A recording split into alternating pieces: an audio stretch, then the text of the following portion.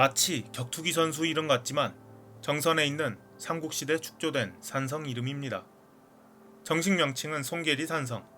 산성 앞 인계면에서 얽혀있는 구전을 들으려 식당 어르신께 송계리 산성에 대해 여쭤보니 무척 나무라시는 것이었죠. 장찬성의 명칭이 왜 붙은지를 뒤져보고 나서야 이유를 알게 되었습니다. 실제로 사람 이름이었습니다. 송계리 산성은 강원도 깊은 곳에 있는 산성입니다. 대부분 산지이고 하천을 따라 발달한 제한된 교통로로 세력의 투사가 이루어지던 곳이지요. 남쪽으로는 검룡소에서 발원한 한강이 아직 덜 자라서 골지천이라는 이름으로 불리며 북상하다가 임계천을 만나면서 서쪽으로 급히 방향을 꺾는 곳이며 과거 수량을 생각했을 때 수운을 활용할 수 있는 제1상류였고 인근에 가장 큰 평야가 만들어져 있던 곳입니다. 동쪽으로는 백봉령이 있습니다. 백두대간 780m 고지에 특유의 카르스트 지형이 만들어 놓은 통로를 통해 동해 삼척과 연결되고 있죠. 또한 삽당령을 통해 북쪽과 연결되는데 과거부터 신라의 중요한 지역으로 관리되던 하슬라, 즉 강릉으로 바로 연결되는 통로입니다.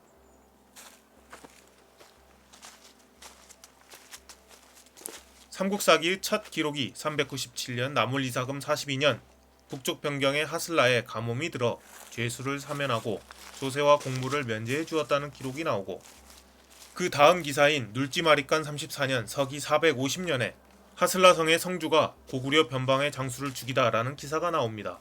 즉 5세기경 이곳은 신라와 고구려가 대치하던 접경이었던 것이죠. 아직 고구려와 신라의 관계가 아주 나쁘지 않던 시기이지만 그 다음 기사가 꽤 의미심장합니다.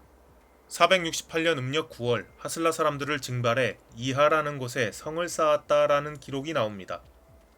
시기적으로 3년 산성을 쌓은 470년과 근접해 있어서 당시 신라의 확장 움직임과 고구려의 마찰이 증명되는 곳 중 하나입니다.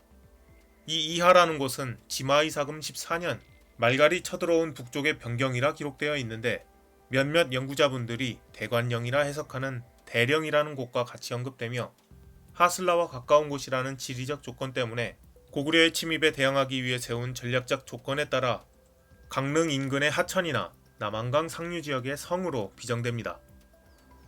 송계리산성 서쪽으로는 골지천이 만들어 놓은 협곡이 이어져 남한강으로 성장하니 임계는 강원 내륙 사통팔달의 요충지이자 교통로와 수운을 동시에 통제할 수 있는 과거 신라가 중요하게 생각하여 관리하고 육성한 중간 거점이라고 볼 수 있을 것이고 대규모로 조성된 고분군을 볼 때 이하라고 해석할 수 있는 많은 가능성을 보여주고 있습니다. 송계리산성은 산성 자체로도 급경사지로 둘러싸인 훌륭한 입지를 보이는데 그 밖을 하천이 만들어 놓은 절벽이 서쪽으로 하나의 통로만 열어두고 있으며 약간의 평야지대까지 감싸는 하천의 흐름이 한 겹 더 에워싸니 통로를 차단하는 목적에서 송계리산성의 입지와 가치는 매우 인상적입니다. 지금 임계면은 임계천 북쪽의 평야지대에 있지만 당시의 주된 세거지는 산성 서쪽의 넓은 구릉지였을 가능성이 높은데 북쪽을 향해 뻗은 세 줄기 구릉에 수백 기로 추정되는 고분군이 조성되어 있기 때문입니다. 아울러 임계천이 발달시켜 놓은 평야지대가 북동쪽에 위치하여 세거지가 북동쪽으로 확장되었을 것이며 실제로 마산봉 아래 임계리 유적이 있어 삼국시대로 편년되는 석광묘의 잔해와 신라 토기편들이 발견됩니다. 산성은 북쪽으로 열린 골짜기를 감싸는 포곡식입니다. 북쪽에서 내려오는 군대에 의해 성 내부가 관찰되는 단점이 있는데 성문 추정지에서 전방 절벽지대까지 300m가 넘는 구릉지가 있으며 적군이 이쪽으로 진입할 때 산성의 서쪽으로 우회하여 공격하면 쉽게 포위될 수밖에 없는 지형으로 단점을 만회하고 있습니다. 급경사지로 된 남쪽과 동쪽 성벽은 정상 능선에 가깝게 석성으로 수축되어 있고 경사지 밑에는 하천이 흐르기 때문에 사실상 이쪽으로 공격하는 일은 쉽지 않으며 서성벽은 비교적 완만하게 남북으로 뻗은 능선 위에 올라앉아 있습니다. 능선 끝에서 급하게 꺾어 골짜기로 내려오면서 포곡식 산성을 완성하는데 이 구간의 성벽은 완전히 무너져서 굴러떨어진 돌무더기만 확인할 수 있습니다.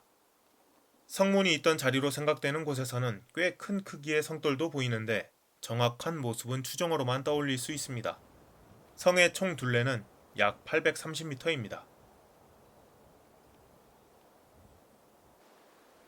처음 보고됐던 대형 고분 4기는 남쪽 성벽을 따라 줄지어 조성되어 있는데 동쪽 성벽 능선에도 추가로 확인할 수 있으며 소형 고분들이 성 밖 서쪽 능선에 대규모로 조성되어 있습니다. 때문에 고분군의 조성이 산성 축조 이후 혹은 폐기 이후로 보는 시각이 많습니다. 삼국사기에 나오는 하슬라 사람들을 동원해 만든 이하의 성이 이곳이 맞을까요? 성 내부에서 진입로 개설 시 노출된 토기평과 철제 유물들이 수습되었는데 산성과 고분의 조성을 5세기 말에서 6세기 중반으로 추정하고 있으니 이하의 성을 축조했다는 삼국사기의 기록과 시간대가 아주 근접해 있습니다. 성 내부에 고분이 조성되어 있고 산성 축조와 고분 조성의 시간대가 큰 차이가 없어서 모종의 이유로 이르게 폐성되었을 수 있겠다는 생각도 듭니다. 이하에 대한 기록은 496년 고구려가 우산성을 공격하자 장군 실죽이 이하에서 그들을 깨뜨렸다는 기록을 마지막으로 사라집니다. 송계리산성은 장찬성이라고도 불립니다. 신라 이전 이곳에 장찬이라는 장군이 삼척에서 침입하는 적을 막기 위해 하룻밤에 쌓았다는 전설과 고려시대 장찬 장군이 이곳에 성을 쌓고 병사를 훈련시키는데 마귀 할멈에게 해코지당해 죽고 달려오던 말이 낙심하여 임계천 옆에 마산봉에서 죽었다는 설 등이 있습니다.